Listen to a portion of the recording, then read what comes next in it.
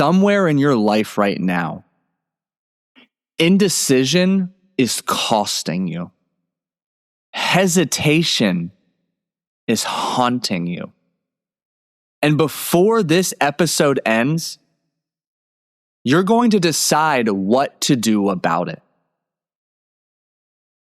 Colin Powell built his career making life and death decisions in environments where certainty simply didn't exist. As chairman of the Joint Chiefs of Staff and later as Secretary of State, Colin Powell developed what became known as the 40-70 decision rule, making decisions with enough information to act, but not so much that you delayed taking action while trying to gather more information. And the lesson is quite simple.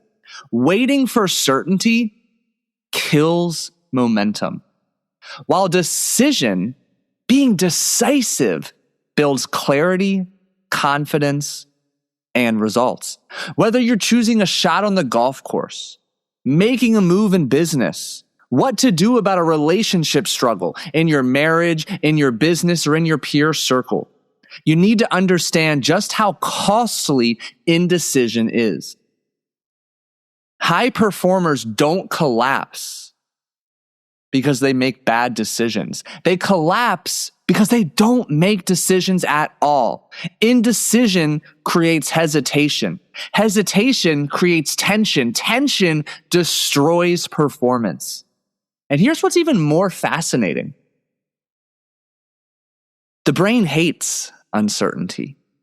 When you don't decide, your brain keeps the loop open, burning energy, creating stress, inviting in doubt, fear, uncertainty.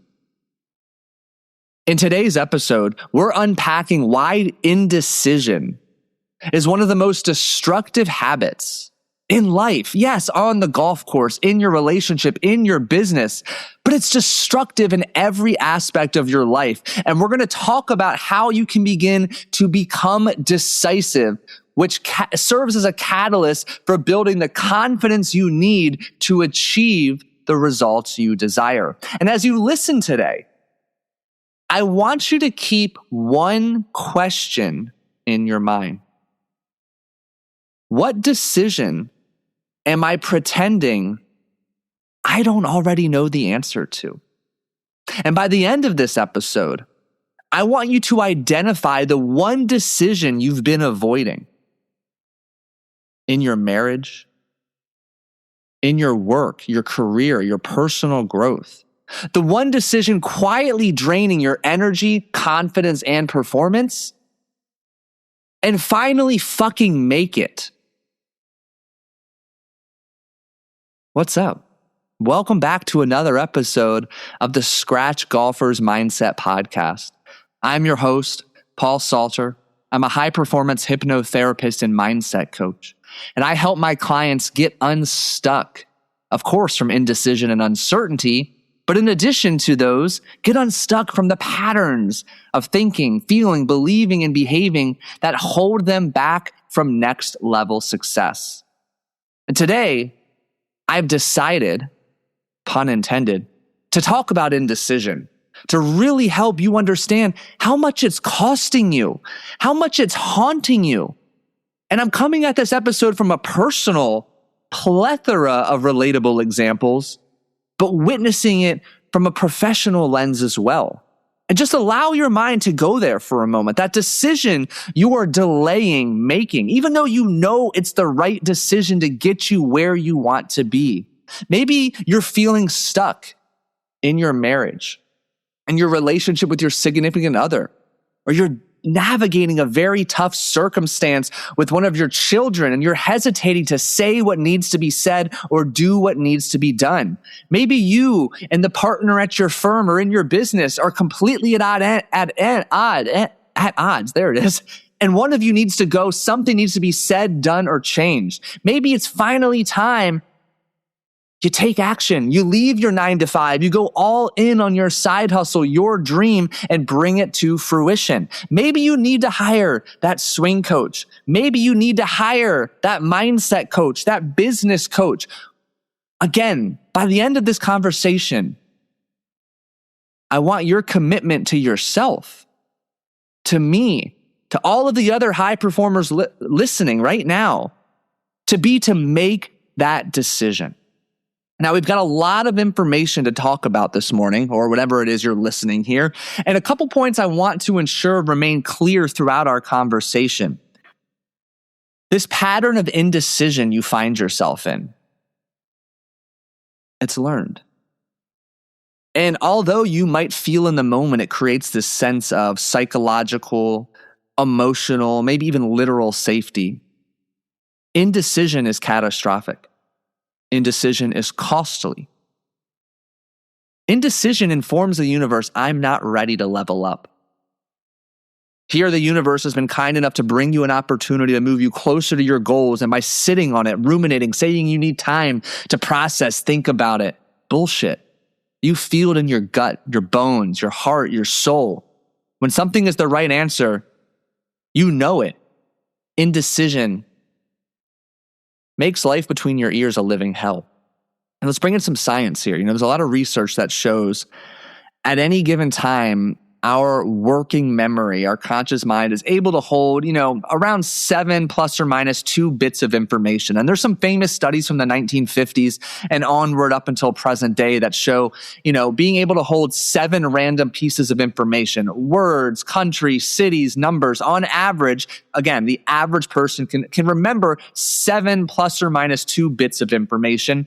And as research has progressed over the decades, really the way that they talk about working memory today is being able to confidently, clearly hold about 4 chunks of information. Well, you and I both know that 1 million bits of information are competing for our attention, space to occupy in our working memory every single day. Yet just 1 point of indecision is like a fork in the road. You are now holding on to 2 possible outcomes. And that's just 2 big bits of information right there that now have branches of more and more information. You see, consider this. When you remain in a state of indecision, undecided, your brain has to hold the following for each of the 2 scenarios: possible outcomes, risks, alternatives, emotional predictions, past experiences, future consequences. This is psychologically draining. And as you continue this incredibly defeating experience, you begin to exceed your working memory's capacity, which creates stress, mental overload. It's why so many of my particularly entrepreneurial and high-level executive clients tell me they're overwhelmed. There's so much to do. They don't know which direction to go, what to prioritize. They feel as if they're being pulled in multiple directions. Bullshit. They do know. But there's hesitation, there's doubt, there's uncertainty that have grown so overwhelmingly strong because they have put off making that decision. They've known all along that they've needed to expand and open a second location, that they need to delegate, hire another employee. They've known they've needed to leave that toxic marriage, hire a coach, ask for help, be more present for their children, prioritize taking care of themselves. But the longer they've delayed, the more they have invited in more opportunity for fear, doubt, uncertainty, and second guessing. And B, the result of that is an increased mental working capacity. You're taxing your ability to hold multiple pieces of information. How do you expect to perform your best? I talk about this all the time. You bring your whole self to the golf course and to your place of work. If you, the individual, are feeling internally pulled in multiple directions, stuck ruminating in a place of what ifs, I don't know, what if it doesn't work? What if it does work? Fear, failure, doubt, uncertainty. Where in the world are you going to get the energy to focus, be present, execute when stakes are high, pressure is present? That is not a recipe for excellence. That is not a recipe to perform to your potential. It is not a recipe to deeply connect with your intuition, your creativity, and clarity. And I need you to hear me on that. The longer you delay doing what you know you need to do, the harder it becomes. The less likely you are to do it, which brings in even more stronger, intense feelings of doubt, defeat, uncertainty, second guessing, which then can be traced back to, do I trust myself? Do I believe I am worthy, deserving, and capable? And on it goes. A negative spiral that is increasingly difficult to get out of. So we want to talk about a couple examples here. I'm going to talk about 3 scientific frameworks for decision fatigue, overwhelm, mental loops, and cognitive load. So I want to talk first and foremost about cognitive load theory. Cognitive load theory explains that the brain has limited capacity for processing information at any given time. And we just talked about this. I wanted to give a better context and foundation to it. So again, when too much information or too many options compete for attention, mental performance declines, learning slows, execution becomes less effective. Indecision increases cognitive load by forcing your mind to juggle multiple scenarios, outcomes, and risks simultaneously, which overwhelms working memory and reduces clarity, focus, and performance. How do we see this show up? Let's talk about it. The metaphor I want to use is, consider your brain like a computer with limited processing power. When too many programs run at once, everything slows down and crashes. Performance drops not because the system is weak, but because it's overloaded. Indecision overloads your system. On the golf course, this looks like standing over a shot, thinking about mechanics, wind, hazards, yardage, scores, past mistakes, past outcomes on this hole, what you want to happen, what you, air quote, need to happen. It creates too much mental overload. And with your brain overwhelmed, unable to gather the energy necessary to let go and be, your swing becomes tight and mechanical, and your execution suffers. On the flip side, in the business world, if you're sitting down trying to make 5 decisions at once, trying to evaluate 15 different strategies, 3 marketing channels, you're trying to do revenue forecasting, evaluate who deserves a promotion, a raise, who needs to be on the team, is this person in the right on the right seat on the bus? Your brain becomes overloaded, clarity disappears, progress stalls. And again, none of this is related to lack of intelligence, but from too much information competing for your attention. Now, here's an even better metaphor. Building off of your brain, that supercomputer it is, and using that computer framework as a metaphor, your mind is like an internet browser. And I love this one because I'm guilty of it. With too many fucking tabs open, every unfinished task or unresolved decision is another tab running in the background, slowing everything down, draining energy, distracting focus until you close it. Indecision keeps tabs open. Decision is what closes them. And this open mental loop concept is what's known as the Zeigarnik effect. I made the decision to pronounce that as confidently as I possibly can. The Zeigarnik effect is a psychological phenomenon showing that the brain remembers unfinished tasks or unresolved decisions, these open loops, more strongly than completed or closed ones. So when something remains undecided, your mind keeps it active in the background, creating mental tension and consuming cognitive energy. This is literally why indecision feels exhausting. Your brain keeps replaying possibilities and outcomes until a decision closes the loop and releases that mental load. Something I tell my prospective clients after we've done a coaching discovery call, and if things feel like a perfect mutual fit, let's be very candid, the objective that we are most likely working with is a financial objective. And I tell them very candidly, you need to make a decision one way or another. Because A, the longer you delay making a decision, even if in your heart, your soul, your bones, you know it's the right decision for you to get you where you need to be, The more time that elapses, the more time you invite in second guessing, uncertainty, doubt, and fear to begin driving the decisions and actions of your day. Second, though, you just continue, like we've been talking about all along, to carry more and more mental load. It's exhausting, it's draining. And it robs you of the energy you need to go towards your goals with the vigor, commitment, and tenacity that they require. So you've got to close the loop. You've got to close the loop. At least make a decision and follow that decision with action. So again, I remind you, if you're stuck in a relationship, whether that be a romantic relationship or a business relationship that's not serving you and you know you need to take action to end it, get out of it, pivot, take it, make it, do it. Your future self will thank you. Your mind is fixated to continue to replay all of the reasons and past scenarios as to what could go wrong. Worst possible outcome. You might even feel like, depending on the nature of your decision and situation, there's a threat or possibility of shame, guilt, judgment. You know, something that really changed my perspective as I continued to do me and put my goals first, I believe it comes from John Delany. I don't know if he's a therapist, but he's very active in, like, we'll call it the mental health space. He's an author. I assume he does coaching. I shouldn't assume, but he says some really wise things. And he says, when it comes to making decisions for yourself, choose guilt over resentment.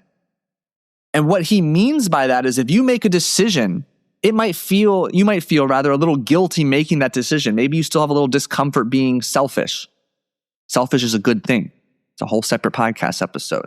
But choose guilt, because by continuing to put off the decision or not make the decision to do you or do whatever needs to be done, resentment builds towards a person, towards a circumstance, towards yourself. And that's a bitch of an emotion to deal with. It festers, it haunts you, it occupies space in every cell in your body. Choose guilt. Choose you. And then the third piece of research I wanted to bring in here is all on the topic of decision fatigue. And the best framework that I found was from a psychologist named Roy Baumeister.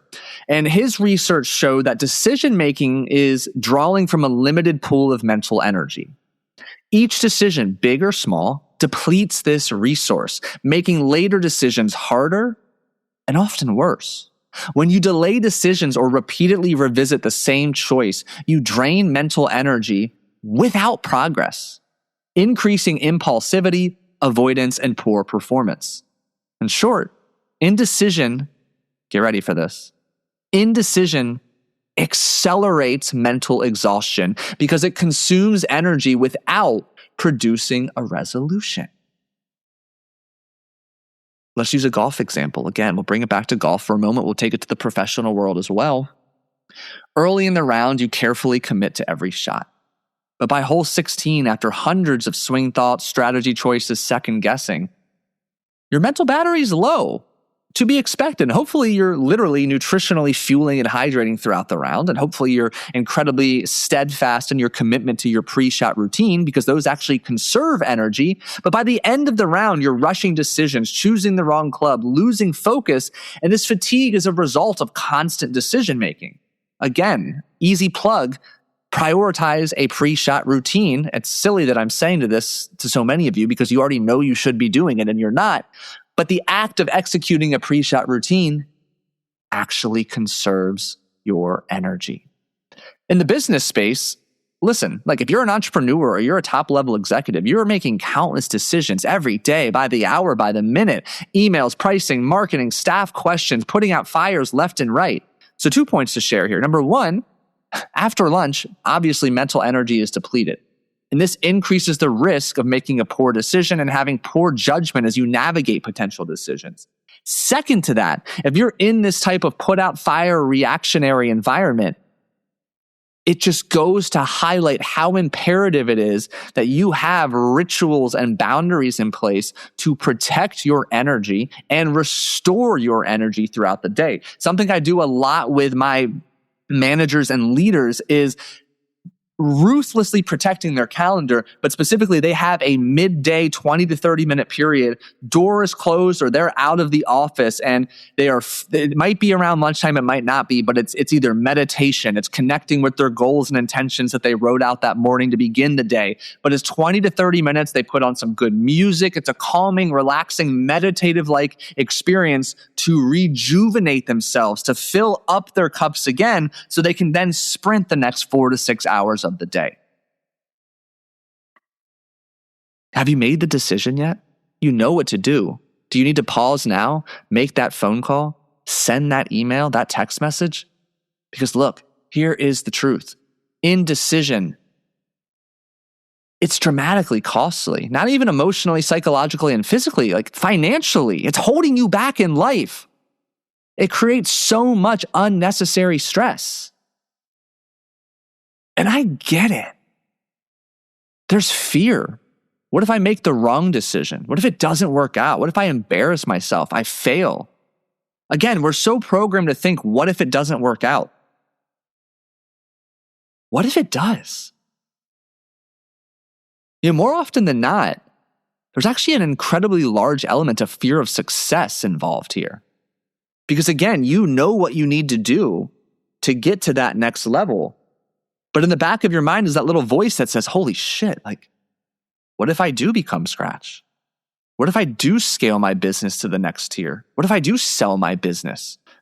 Many of you struggle because your identity is wrapped up in the process of trying to become something without making meaningful progress. You like the thrill of being able to talk about, this is what I'm working towards. And you take a little bit more action than the average person, but you remain indecisive on the big needle movers, the catalysts that are actually going to get you to where you say you want to go, because it's scary. Another point worth mentioning and that I wrote down is indecision is often a reflection of incongruency in your life. So many of you wear your ability to go to grind like a badge of honor. And it is a superpower you should honor, cherish, and continue to cultivate and nurture. Yet, if you don't know how to recalibrate where you have planned intentional periods of slowing down on both a macro and a micro level. And what I mean by that is that daily 10 to 20 minute practice of silence and solitude. Maybe it's journaling, maybe it's meditation, maybe it's breath work, a walk outside in nature with no devices. You need this quiet time to connect with yourself. Remember, the voice of your subconscious mind is silence. 95% of what you do every day is influenced by your subconscious mind. When you continue to prioritize making time to connect with yourself, you're better able to take aligned action towards what matters most to you. It's more efficient, it's more effective, it's congruent with who you say you are and where you say you're going. And it's these periods of time that give you the energy to courageously take action and make the decisions that need to be made. Listen, remaining stuck in a state of indecision absolutely destroys self-trust. Your identity becomes inconsistent. And as this continues to fester, stress and anxiety continue to increase.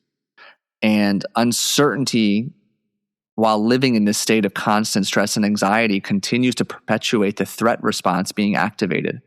Your nervous system remains stuck in fight or flight. Your brain interprets this ambiguity as danger.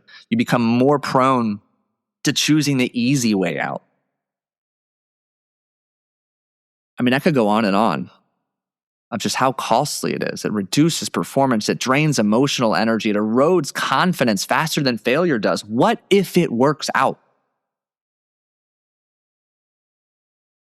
So there's a reframe opportunity here. When you make a decision and take action, you're just gathering data.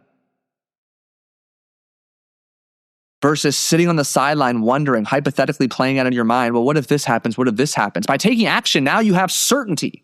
Oh, shit, this did work. I'm going to do more of it. Oh, this didn't work, but this aspect was positive and I learned this. Now I can recalibrate, fine tune, and I can make this decision. You're constantly in this state of learning. You shift to being in this upward spiral of action.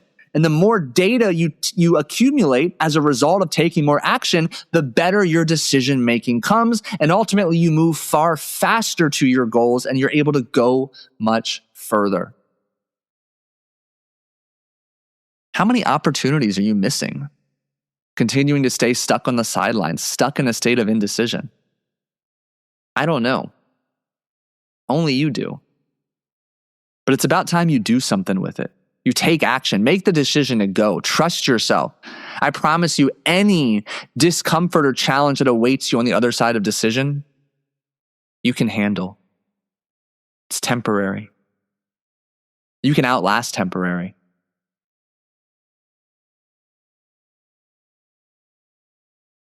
I want to leave you with this as we begin to wrap up this conversation. Right now, there's one decision you know you need to make. You don't need more information. You don't need more certainty. You don't need more time. You need courage. Which, by the way, courage can coexist while fear is present. Indecision is not confusion. Most of the time, indecision is avoidance dressed up as analysis. I want you to hear that again. Indecision is avoidance dressed up as analysis.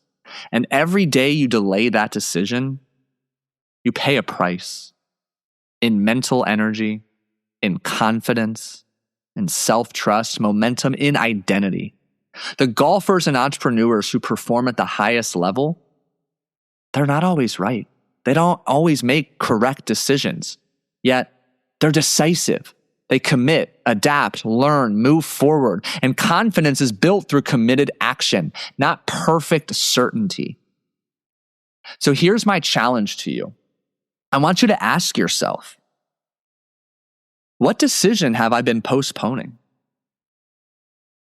What am I pretending not to know? What would my most confident self do right now? If my son or daughter were in the same circumstance, what would I tell him or her to do? What am I afraid will happen if I do decide? What is the cost of staying where I am? What does life look like in the next 6 months if you continue to remain indecisive? And when you're very clear on that decision that needs to be made, I need you to write it down. Write down the one specific decision you've been avoiding and set a deadline, not someday, today. You don't need certainty. You need movement. Close the loop, make the decision, act on it, free yourself up, and go after your goals. Decisiveness is a skill, a habit, an identity. You become someone who trusts himself by acting like someone who trusts himself. So stop waiting for clarity. Clarity comes from action. Make the decision and bring all of your desires and dreams to fruition. Thank you for tuning in to another episode of the Scratch Golfers Mindset Podcast. I'm thrilled you continue to tune in each week, going live with a solo episode every single Monday and bringing on a phenomenal guest every Thursday. It's been an absolute treat going on this journey with you. And I want to share a quick personal story before I wrap this up. Go back and listen to the first few episodes of this show. I mean, candidly, I don't think it started getting good until like episode 45 or 50. And this is I've podcasted since 2018. Had I waited to find my voice, my messaging, how I wanted to stand out in an otherwise saturated market of podcasts related to the mental game of golf, you wouldn't be here today. I wouldn't be here today. I'm a hell of a lot better of a coach, person, speaker, because of this podcast. And if I remained stuck on the sidelines, I would have missed this opportunity, not only for growth. I mean, I've had the pleasure of meeting some brilliant minds in the performance psychology space, making some great friendships because of this podcast. I got started. Was it clunky, ugly, and less than optimal to begin? Abso-fucking-lutely. But I got data, I got feedback, I iterated, I adapted, and I kept my foot on the gas. I encourage and invite you to do the same. So take action. You know what needs to be done. Get out there and do it. Not someday, not Friday, today. And then head over to Instagram. Make sure you follow me, my new profile at The Paul Salter. That's where I'm producing content every single day. Moving forward, would love to connect with you and engage with you on Instagram at The Paul Salter. And hey, look, I've got a goal, 100 ratings and reviews on Apple Podcasts and Spotify by the end of the month, February 28th. You taking 30 seconds to leave a genuine rating and review goes a long way in supporting the show. I sincerely appreciate you making the decision to take action and get that done. Have a strong start to the week, and I'll catch you in Thursday's episode. Take care.